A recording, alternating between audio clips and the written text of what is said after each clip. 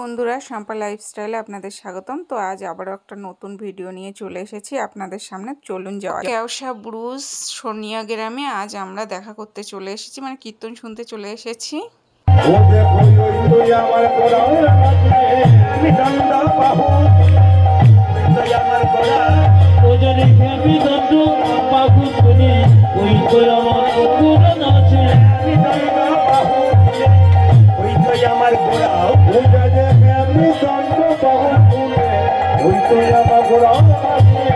আর যেমন ভাত তার তেমন লাভ। ছোট ভাই বলছে দেখছি গোড়া নাচছে, বড় ভাই বলছে না না আমি দেখছি আরেকজন নাচছে।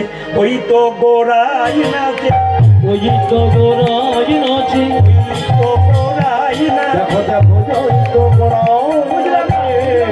অন্তরে যা বাইরে গোড়াই অন্তরে জানে শ্যামে নাচে, বাইরে গোড়াই অন্তরে জানে শ্যামে নাচে, বাইরে গোড়াই সোনা ধরে তেরে দেবা মহাবিলা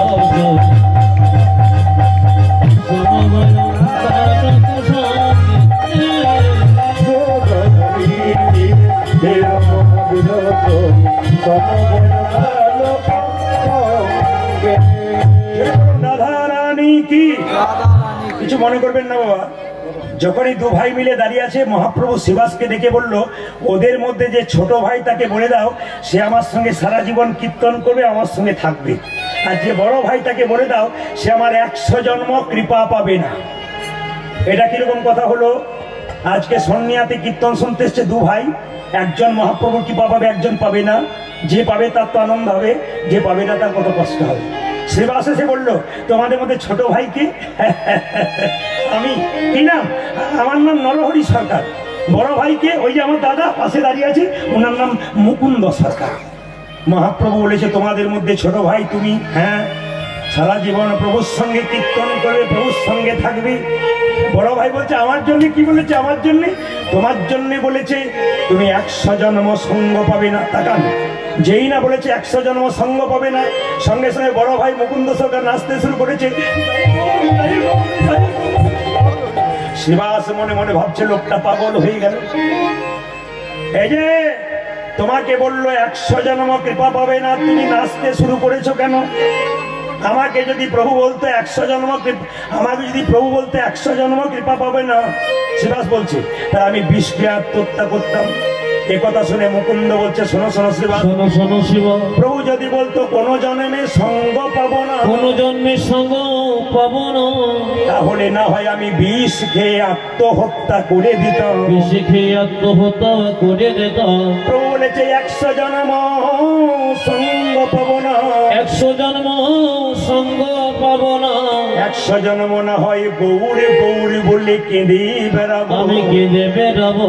যখনই 100 জন্ম পেরিয়ে যাবে 101 জন্মে প্রভুর সঙ্গ পাবো, 101 জন্মে প্রভু সঙ্গ পাবো, 1 জন্মে প্রভুর সঙ্গ পাবো, 101 জন্মে প্রভুর সঙ্গ পাবো, 100 জন্ম কেটে বেড়াবো, 1 জন্মে প্রভু সঙ্গ পাবো, 100 জন্ম কেটে বেড়াবো, 101 জন্মে প্রভু সঙ্গ পাবো, 101 জন্মে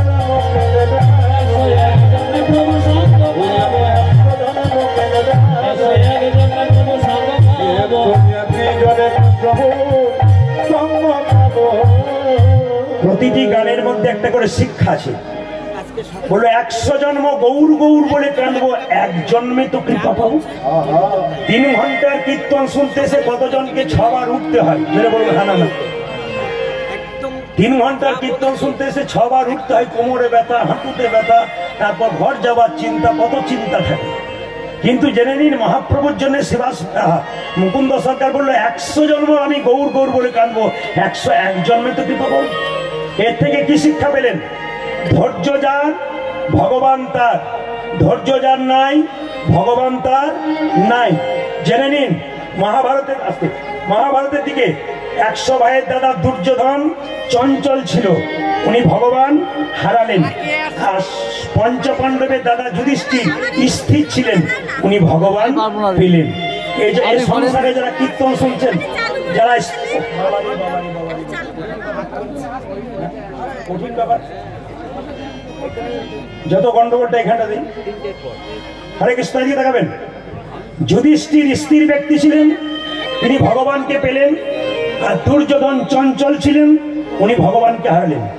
হরিবাসরে যাদের মন বড় চঞ্চল, ওরা সব দুর্যোধনের দলের লোক। আর যারা স্থির ব্যক্তি, খুব ভক্তি করে কীর্তন শুনে, ঠান্ডা মাথার মানুষ কি মা, একবারে তারা যুধিষ্ঠিরের দলের লোক। যে মেয়ে সংসারে খুব চঞ্চল, প্রদীপ পালে কথাটা মিলিয়ে দেখবেন, ও তরকারি রান্না করতে গিয়ে দুবার নুন দেয়, কিংবা সবজি কাটতে গিয়ে আঙুল কেটে ফেলে। যে পুরুষ দেখবেন সংসারে খুব চঞ্চল, এপাশ ওপাশ হয় না, দেখবেন সংসারটা ঘেটে দেখবেন কোনো উন্নতি করতে পারে না। আমি বিভিন্ন জায়গায় কীর্তন করতে যাই, কীর্তন করাই, একজন ব্যক্তিকে আমাদের বীরভূমে আমাকে বায়না করেছে, তো খুব চঞ্চল, দাদা এখানে বসুন, দাদা এখানে চলুন, ও দাদা ওখানে চলুন, মানে বায়না করেছে আর কি উনি কমিটির হয়ে। তো উনি বলেন আমার বাড়ি একবার যেতে হবে। বাড়ি গেলাম, দেখলাম এই ব্যক্তির এত ইচ্ছা, সবকিছু ঠিক, কিন্তু জীবনে উন্নতি হয় না। কেন? উনি হচ্ছেন চঞ্চল ব্যক্তি। এই যে চঞ্চল ব্যক্তির জীবনে কোনোদিন উন্নতি হয় না, স্থির ব্যক্তির হয়। ভগবানের নামে যারা স্থির হতে পারেন, তারা তো জীবনের সাধনা সিদ্ধি লাভ করে ভগবানের কৃপা পেতেই পারে।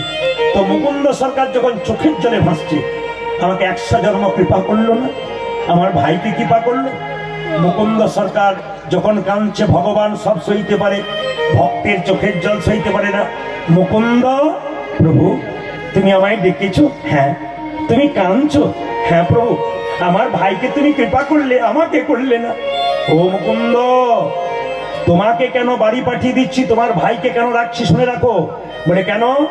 বনের মধ্যে বড় বড় গাছগুলো যেমন ছোট ছোট গাছগুলোকে ঝড়ঝঞ্ঝা থেকে রক্ষা করে, এ সংসারে যারা বড় ভাই হয়, ছোট ভাইগুলোকে সেরকম রক্ষা করে। তোমার ভাইকে আমার সঙ্গে রাখলাম, তোমাকে শ্রীখণ্ডে পাঠিয়ে দিলাম, কারণ তোমরা দুজন মিলে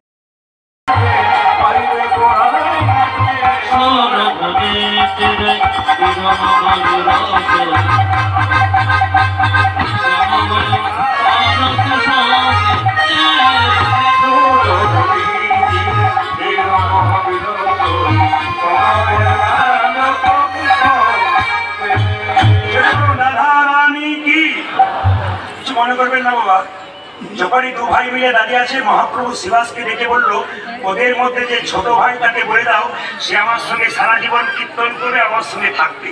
আর যে বড় ভাই তাকে বলে দাও, সে আমার 100 জন্ম কৃপা পাবে না। এটা কিরকম কথা হলো? আজকে সন্নিয়াতে কীর্তন শুনতে এসছে দু ভাই, একজন মহাপ্রভু কৃপা পাবে, একজন পাবে না। যে পাবে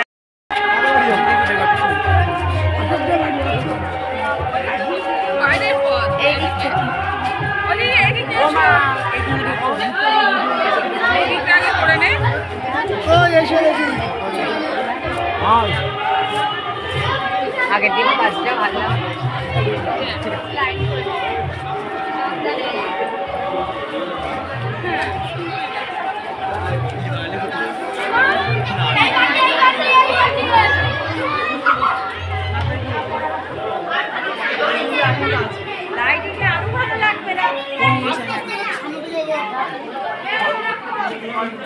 আস্তে আস্তে আস্তে আস্তে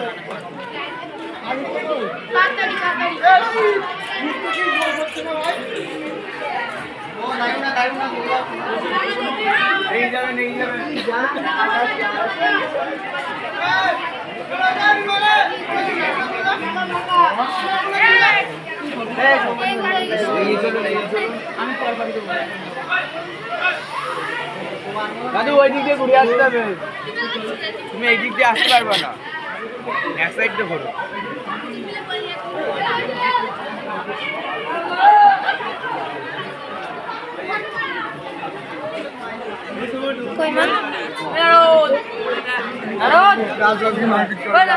বাধা দেয়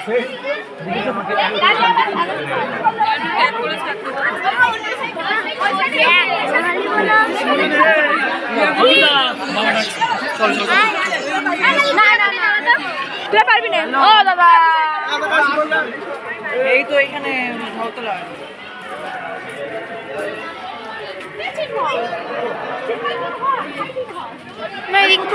আসো এদিকে নাকি আমি সেলফি তুলতে মা